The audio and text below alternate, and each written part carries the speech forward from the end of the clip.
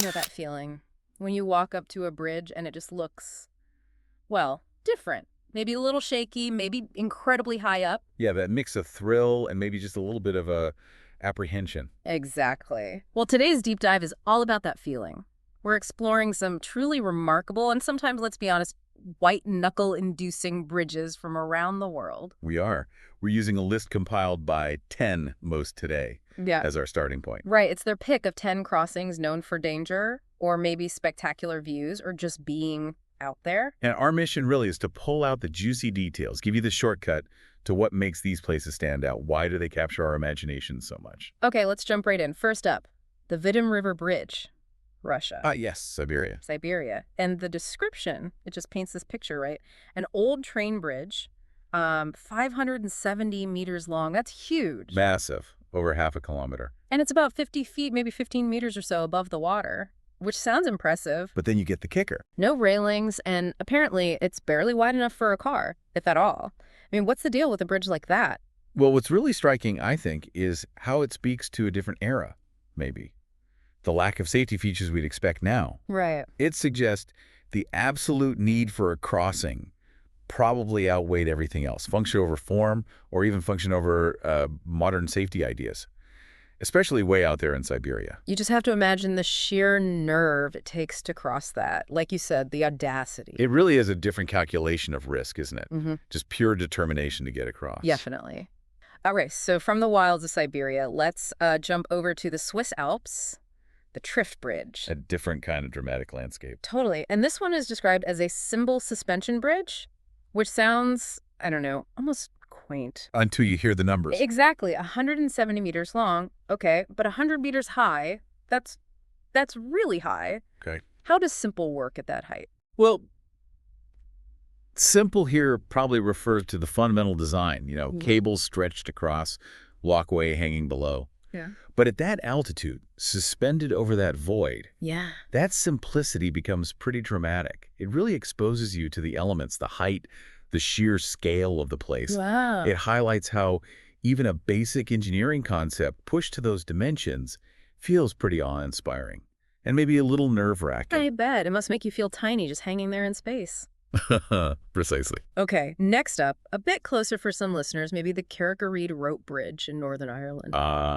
Yes. Antrim. This one's much shorter, only 20 meters long, 30 meters high, but it's specifically called a rope bridge. Which definitely conjures up a certain image, doesn't it? Indiana Jones, maybe? Kind of, but then the source says it's owned by the National Trust, open year-round for tourists, so how dangerous is it, really? Well, that's the interesting part. It probably started as a much rougher crossing, likely for fishermen needing to get to the island. But now, with the National Trust involved, it's become a managed attraction. Safety checks, maintenance, access controlled. So the danger is maybe more historical or part of the brand? I think so, yeah. It's a controlled thrill. It offers that feeling, that connection to the past, but within, safe parameters. It makes you wonder how we perceive risk once it's been packaged like that. That's a great point, a curated adventure. Okay, let's hop over to Germany now. Marienbrücke, Mary's Bridge. Now, this one's different again. Yeah, the focus shifts, doesn't it? It crosses the Pullet Gorge, but the main reason it's famous isn't really danger or height. It's the view. It's the view, that classic picture-perfect view of Neuschwanstein Castle. Exactly. Yeah. So here, the bridge itself is almost secondary to what it allows you to see. It's a platform. Uh-huh. Its whole purpose, its location, its design is about framing that incredible landmark. It shows how infrastructure can be part of the aesthetic, the cultural experience. Like the bridge becomes part of the landscape photography, not just a way to get there. Precisely. It's designed for the view. Fascinating. Okay, back across the Atlantic, Canada, the Capilano Suspension Bridge in British Columbia. North Vancouver. And the source pulls no punches here, calls it one of the most dangerous suspension bridges in the world. That's a bold claim. It is quite a statement. It's 140 meters long, 70 meters above the water. What gives it that reputation, do you think? Well, it's likely a mix of things. The length, the height, definitely. Plus, it is a suspension bridge. So you're going to feel some sway, some movement. Okay. Add the environment, the deep river gorge below. Hmm. And maybe its history plays into it too. Even with modern safety, the feeling might be more raw, more exposed than, say, Carrick Reed. Right. It leans into that thrill aspect more overtly. Yeah, it taps into that fascination people have with heights and confronting that feeling of risk. You can almost feel the wind just thinking about it. Okay, next stop, France. The Aiguille du Midi Bridge. And this one takes things to another level, literally. Seems like it. The stats are pretty wild. It's at 12,600 feet above sea level. Whoa. Yeah.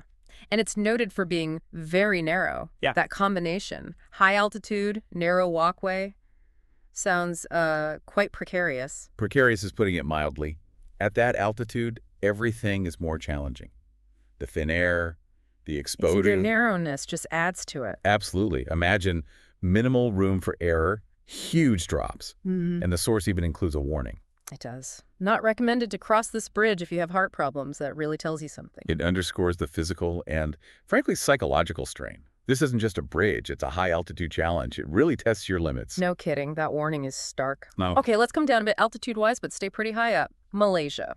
The Langkawi Sky Bridge. Ah, this one's interesting. More modern. Yeah, completed in 2005. The bridge deck is still way up there, 660 meters above sea level. Yeah. And it's a 125-meter curved pedestrian bridge. What's the effect of that curve? The curve is definitely a key feature. Architecturally, it's quite elegant, but functionally. It probably unfolds the panorama as you walk. Instead of just one static view, the perspective shifts as you move along the curve. Oh, cool. And being pedestrian-only, built relatively recently, it suggests a strong focus on the visitor experience alongside the engineering. It makes you think about how the intended user shapes the bridge's form. That curve must create a really dynamic walk, revealing the scenery bit by bit. Nice. Okay, back to the U.S. Colorado, the Royal Gorge Bridge. A classic. And it has this historical claim to fame, right? It was apparently in the top 10 highest bridges in the world for a long time, until 2012. That's right. For decades, it was the benchmark, or one of them anyway. It represented a huge engineering achievement for its time. Just holding that title, one of the highest, for so long. It speaks volumes about the ambition behind it, pushing boundaries, conquering that massive gorge. It was a statement piece as much as a crossing. A real landmark of engineering ambition. Okay, nearly there. Penultimate Bridge, Deception Pass Bridge, Washington State. This one feels a bit more everyday. Yeah, seems more practical. Total length, 453 meters, 8.5 meters wide, 2 lanes for traffic. It connects Fidalgo Island and Whidbey Island. So a vital transport link. Exactly. This highlights the bread and butter work that bridges do, doesn't it? Connecting communities, enabling daily life and commerce. Absolutely. While some bridges are spectacles, many, like this one, are essential infrastructure, designed for function, for traffic flow. Still remarkable engineering, but born from necessity. It's funny how the name Deception Pass gives it this dramatic flair, even though it's a workhorse bridge. It does add a layer of intrigue. Okay, final one. We're heading to Nepal, the Hanging Bridge of Gasa. Gus Village. And this one has a really unique characteristic mentioned. It really does. It was built not just for people and tourists, but also for cattle. You don't hear that every day. No, Yeah. sharing a bridge with yaks or cows. It's a fantastic glimpse into adapting infrastructure to very specific local needs. People, animals, goods, they all need to cross. And apparently, despite looking maybe a bit unstable, Hanging Bridge can sound precarious. Right. The source says it's actually considered safe, thanks to high railings. Which is reassuring. It's a great example of practical ingenuity, meeting local demands, maybe using local materials and techniques. That image is amazing, though. People and livestock sharing this high walkway. It really strips the idea of a bridge back to its core function, a Technique. connection. It does. And looking back at all 10, wow, the sheer variety is incredible. Totally. From that rickety-looking Siberian crossing to the sleek Malaysian skywalk. The high-altitude French path to the German viewpoint, the functional U.S. bridges to the Nepali multi-use one. It really covers a huge range of human ingenuity and need. It absolutely does. Each one tells a story about its location, its purpose, the challenges faced. So thinking about all these different examples, Mhm. what does the design, the very existence of a particular bridge, really tell us about the place or the society that built it? Is it just about function, getting from A to B? That's a great question to ponder. Sometimes it is primarily functional, like the Deception Pass or maybe even the Gasa Bridge in its own way. But other times, Other times, it seems to be so much more. A statement of ambition, like the Royal Gorge was, or a deliberate enhancement of beauty, like Marion Brooka, or maybe even a celebration of thrill-seeking, like Capilano aims for. Hmm. They reflect priorities, don't they? Engineering skill, economic necessity, tourism appeal, overcoming immense natural obstacles. You can almost read the context in the structure itself. Yeah, comparing the likely priorities behind the Vidam River Bridge versus, say, the Langkawi Sky Bridge, worlds apart, yet both are fundamentally bridges. Exactly. Each is a solution, but shaped by very different circumstances, resources, and goals. It definitely makes you look at bridges differently, not just as structures, but as stories frozen in steel or wood or rope. It makes you want to know more about the engineering, the people. And maybe think about which one you'd actually dare to cross. Ah, yeah, which one would be the most exhilarating? Or maybe just terrifying. It's certainly given me a lot to think about next time I just drive over a simple river crossing. Me too. There's often more to it than meets the eye.